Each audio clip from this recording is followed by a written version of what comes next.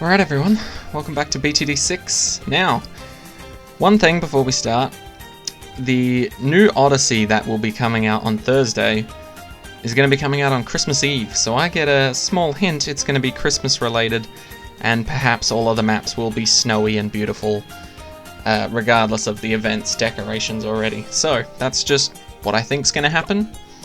Throwing it out there as a little bit of a guess, but yes. Okay, so the daily challenges seem rather easy in terms of what rounds we have to get to, but first we have a challenge by Neel, ZMG SB SY? SY. So if you want to take on this challenge, it's called Potato. I don't know why Neel has named that, but essentially, I've had a look at it. It's one round, round 200, and you have infinite money in order to beat it, but you can only choose one monkey to do so, and mob speed and mob health are down to 5%, and balloon speed is down to 5%, but ceramic health is a little bit more than it is normally, so we need a pretty good tower to beat this. So if you don't know what round 200 is, because you haven't been there before, or you just haven't watched anyone get there before, it is a fortified BAD, I'm pretty sure. And as you can see, it's moving pretty slowly. But there you go, fortified on the front here. The red nose is just from a skin that I unlocked, and the purple part there for the BAD. So, first thing that comes to mind is the balloon solver. Now, admittedly, it can't... Oh, it might be a couple fortified BADs. So the balloon solver can't pop camos, which it will drop DDTs. So my next thought is maybe a crossbow master. So we'll max out Crossbow Master. Now, admittedly, we can sell our tower. So if, for example, we use the Crossbow Master and then we pop the DDTs with it, then we could sell it and then buy ourselves a balloon solver to take out the rest of the balloons. But this is interesting. I presume Neel has maybe thought this out to be something along the lines of only using one tower for the whole thing. So we're going to try and do that with just the Crossbow Master. But if we can't use just the Crossbow Master for the whole thing, like if he's too weak, wait, these guys are actually taking a while to take damage here. Are the rules what I thought they were? Mob health is only 5% of what it should be. Damn, so these guys are pretty strong, even regardless of having 5% of their original health. They are still taking quite a few of these hits, unless their damage just isn't showing up. But damn, these guys are taking quite a lot. Will they actually get damaged? Oh, they are getting damaged, they are. Okay, I can see the fortifiedness is fading away, and they're starting to open up. There we go. I was gonna say, it didn't look like any of them wanted to pop. So I think the Crossbow Master is good for damage against our DDT friends. So hopefully once we get these guys popped, we will pop the DDTs with this guy, and then hopefully he'll be able to clean up everything else as well. But if not, we will also try selling him and then placing a balloon solver. Alright, so I must admit, I do love this. Just like, I don't know why, but the one round challenges are like my favorite. Because like, when it comes to really like long, drawn out challenges, there's a lot of room to just kind of like place a crap ton of banana farms or farm really hard for money and then just make it easy. But for the one round challenges, it's like a really unique or special way of doing a certain round that I absolutely adore. And I was thinking of making some of my own personal challenges for you guys, and tasking you with trying to beat them. Now, they're not going to be anything amazingly spectacular, because I'm pretty sure in order to create a challenge you have to beat it yourself to sort of prove that it can be done. So we'll see how far I get, but I will consider making some challenges in the future and letting you guys know the codes so that you can give them a shot for yourself and see how well you do. Who knows, maybe we'll even make it on the BTD6 custom challenge trending page. That would be quite cool. I can't say I've done that before. But alright, we're just about to pop these guys. Let's see if we can actually pop the DDTs and everything else inside. Because I'm pretty sure after we pop this, then everything else should pop rather quickly. Just because it's not a BAD. Alright, but will it pop? I mean, obviously the BAD will pop, but will we be able to clean up the rest, is what I'm thinking. And this is just one of the other reasons why I love the Crossbow Master. Like, even though I know these aren't the same conditions as a regular game, it still does insane amounts of damage to these balloons just on its own. Alright, I think they're about to pop any second now. So let's see if we can... Oh, there they go. DDTs. We can take them down. Okay, I think we've got this. It depends on how nice the ZOMGs are going to be.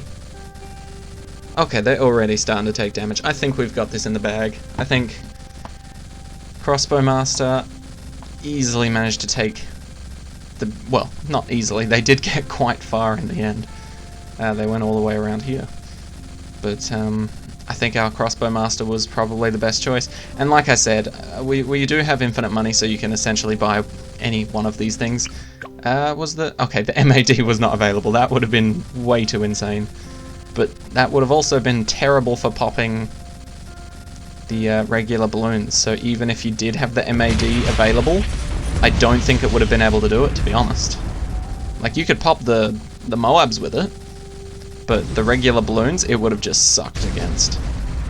Alright, can our Crossbow Master clean up? That's what I'm wondering now. I've got high hopes, because these crits do insane amount of damage. Oh, and he's accidentally shooting up here, which is perfect. Oh, that's actually insanely good for us.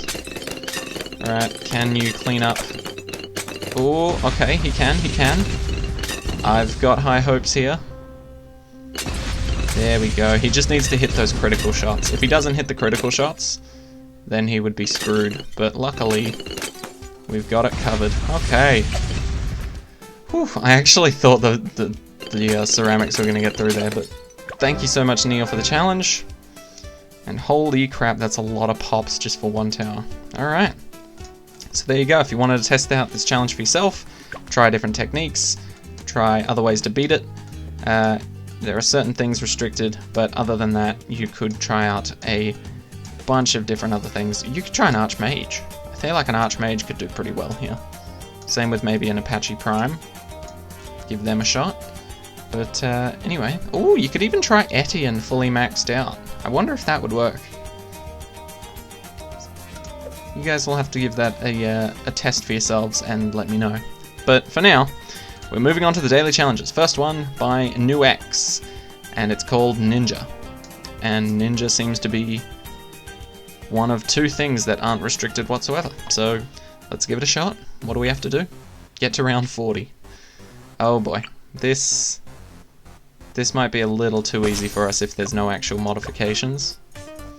Yeah, this is going to be a little bit too easy, I think. So we might. You know what? No, I'm not gonna skip someone's daily challenge if they've put work into it, because I don't think you can ask necessarily to be featured as a daily challenge. It just kind of gets selected at random, and they do need some easy ones to be the green daily challenges, and then a little bit more difficult ones for the orange daily challenges. So I'm not going to skip through it, but I might skip a few of the rounds that might be a little too easy for us. But yeah, I feel like it would be quite rude to just skip this person's challenge just because it's rather easy. Because, let's be honest, the green challenges every week are quite easy. But we've got an interesting set of towers here. we don't have an alchemist to buff our ninja, which isn't ideal, but we do have Quincy. I'm not sure if he'll be able to pop leads in time, so I might place down a bomb shooter before that becomes a problem. And then we should be good. So how are you guys preparing for Christmas? I presume if you are like an older sibling in the family, then like, and by older sibling I mean like past high school, then I would presume you'd be potentially buying presents.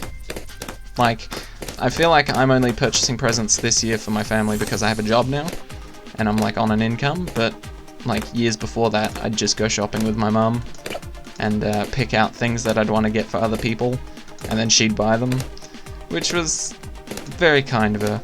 But now that I'm making my own wage, I'm not going to ask that of her anymore. So I bought all my presents. I wrapped them all last night. So I'm prepared to be handing those out on Christmas morning. But until then, we've got an Odyssey to start on Christmas Eve, which we 100% will. And then on Christmas Day, we'll be finishing it off. So that'll be quite fun. I should have time to just finish it off in the morning, because usually my family comes around in the afternoon, and we like to save the whole present opening business for when everybody's all gathered together, so we can all share in the opening of the presents. Because it is quite rude if like 90% of the family is there and you've just all opened the presents, and then the last 10% show up and they're like, oh, you guys are done, and then just chilling, huh? But yeah, so we should be able to record in the morning, get that out on Christmas Day, and then yeah, everything should be business as usual. Luckily I don't have work on Christmas Eve or Christmas Day. That might change in a few years' time depending on which days it lands on, but overall things are looking good. Alright, let's get this balloon jutsu up. We've still got quite a few rounds until the leads show up. I believe leads show up first on round 28 normally, so we got a bit of time here to work with what we've got. Quincy still can't pop leads, but he can see camos, which is good. You know what, maybe we'll go for a boomerang monkey. We'll switch things up a bit. I love the cannon too much, I think.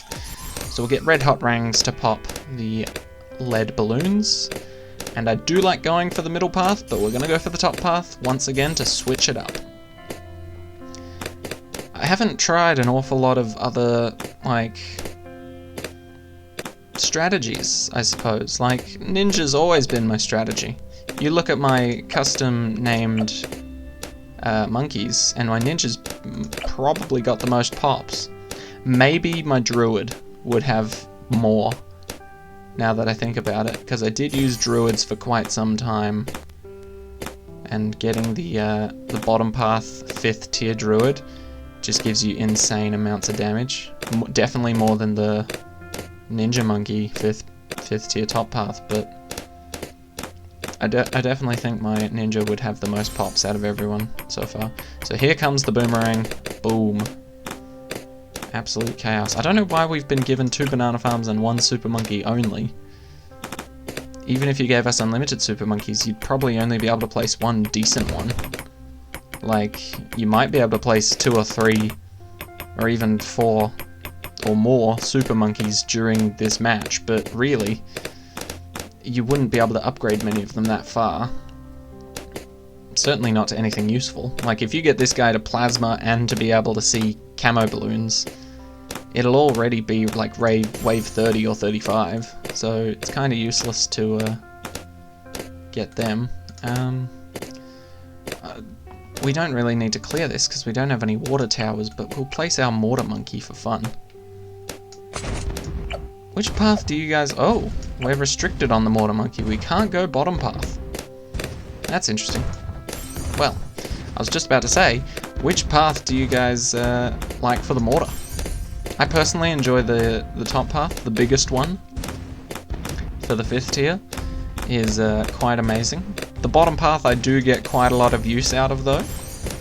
I do enjoy the shattering shells to take off the fortified property. Middle path I don't use all that much. I think the middle path is the triple barrels. Don't get me wrong, I love the look of it, but I don't use it all that much, to be honest. There we go, now he's getting some actual pops. But yeah. Alright, so far so good. We're almost done actually. Holy crap. What more can we do? I guess we can place this here and like buff everyone in this area.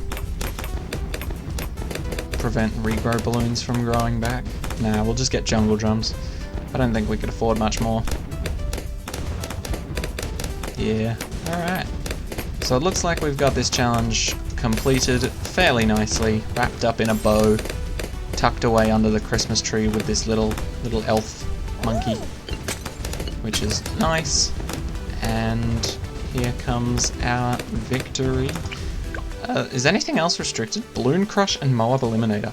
See, that's what I don't understand about some of these challenges. Like, maybe if they were made by someone that didn't quite understand BTD6, but no offense, but no one's going to be getting Balloon Crush before round 40 using only 2 banana farms. Like, I don't even think that would be possible. Don't get me wrong, someone probably could figure it out, but I don't think it would be possible for that challenge. Anyway, one challenge down. Thank you very much, NEWX, for creating that challenge. And this is Balloons TD1. So it's essentially all the towers that you could use and all the upgrades that were in Balloons Tower Defense 1. Now, I'm not sure how accurate this will actually be, but it's essentially still 1 to 40, but you can only get, like, the upgrades that were in BTD1, I'm pretty sure. So a lot of these are going to be heavily restricted, and we have to beat wave 40 like this. So I'm thinking of going for an ice monkey to start off with. It's fairly weird, but I like the idea behind it, so we're going to try it. And just because this is like also quite a short round, like we only have to go to 40, we will just keep this all in, no cutting or editing or anything like that, because it's nice and short challenges. I like it. Short and sweet. Alright, so how are we doing on the refreeze? Ooh, refreeze is kind of needed, but we do not have it. Good thing we have deep freeze though. I think that freezes 2 layers, right? Yes. So there you go, we can clap them out of existence fairly easily. Okay, so no Ring of Fire, which is a bit of a yikes. How are we going to pop leads? Well, I guess... No, this guy can't pop leads, can he? No, he cannot. How are we going to pop leads? I guess the bomb shooter. Oh no. We've let a green balloon through. Oh, I don't know why that didn't hit again, but we've lost 2 lives. Alright, let's get ourselves a bomb shooter. Wait, no, we need something that can see camos. Dart monkey. Let's put him around here. Oh, actually, we probably should have put him a bit further down, but that's okay. He can still pop some things. It feels almost like we're playing half cash mode here, but it's literally just because we're only buying very cheap towers with very cheap upgrades, so we just spend all our money really quickly. I think we'll have our attack shooter here, just so that once these guys are unpopped, or unfrozen, I should say, we can pop them up real good. But yeah, I don't know how we're going to beat 40 like this. I guess we'll have to get a super monkey. But the super monkey's only got up to epic range. Honestly, maybe I should do that. Do like a throwback and play some BTD1. Is that insane? That might be a little bit insane. I don't know. Maybe.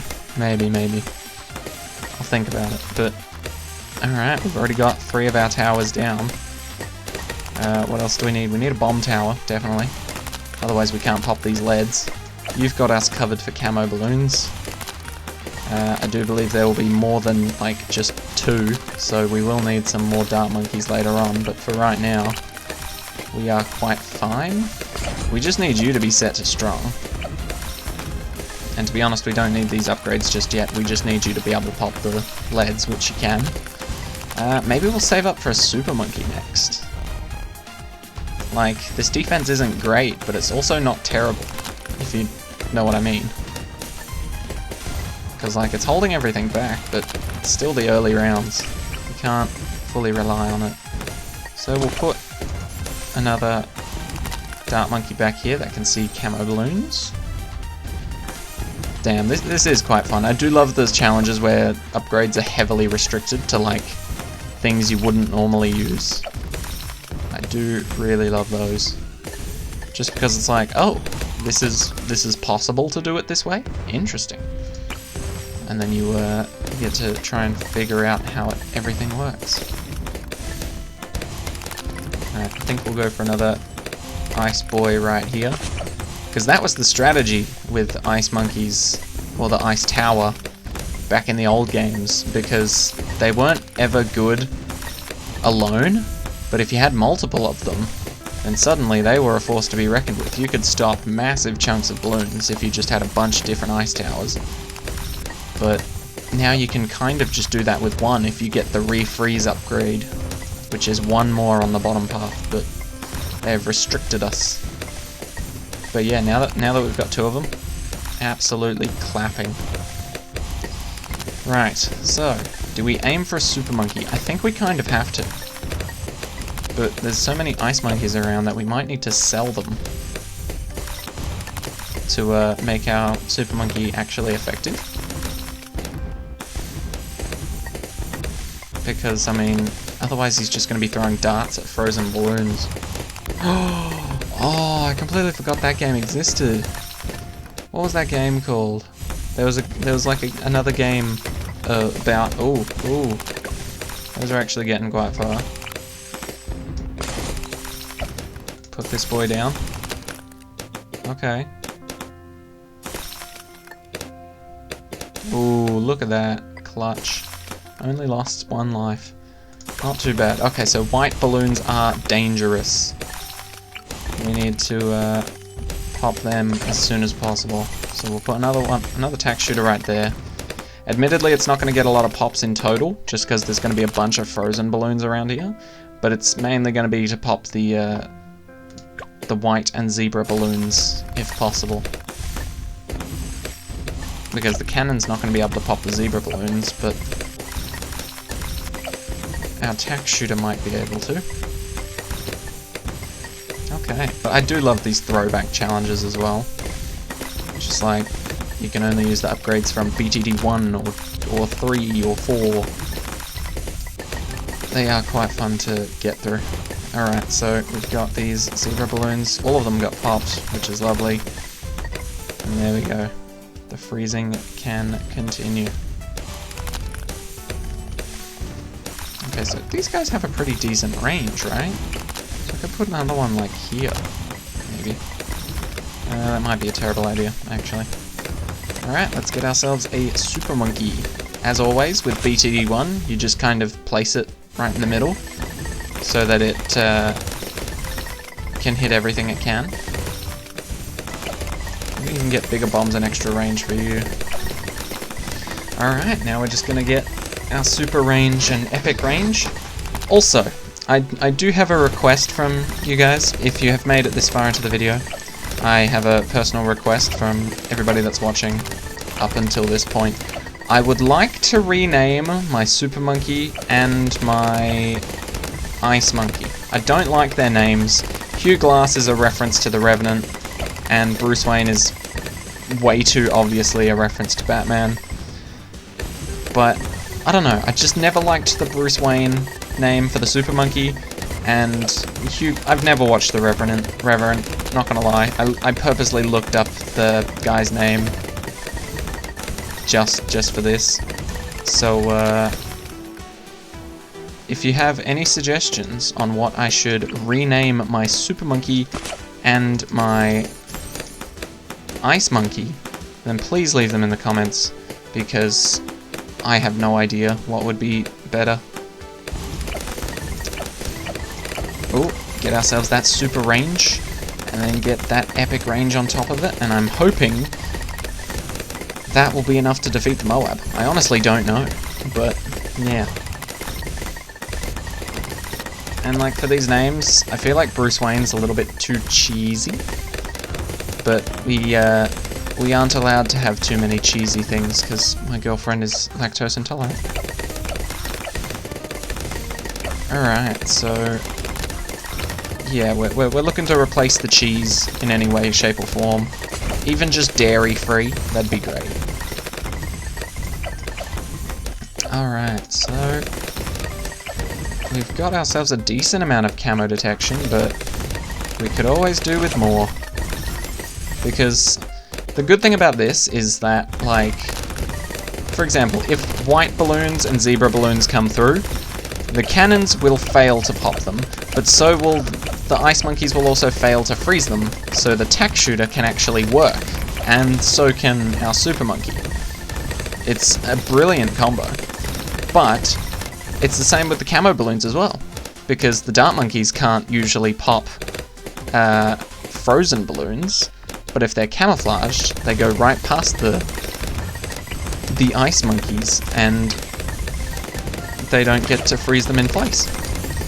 So I feel like the main thing we need here is more camo detection, and we'll also get another super monkey guarding this main little starting area, I think.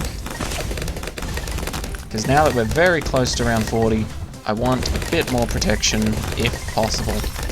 So let's get that super range, and then the epic range. But yeah, as far as I'm aware, these are the only upgrades you were allowed in BTD1. How far we've come now. There used to just be one upgrade path, and now there's 3, with 5 different levels of upgrading. That's insane. But there it is. Another victory in the books for us. There we go, that's Balloons TD1 by... Who was it by? Oh, it doesn't say. What?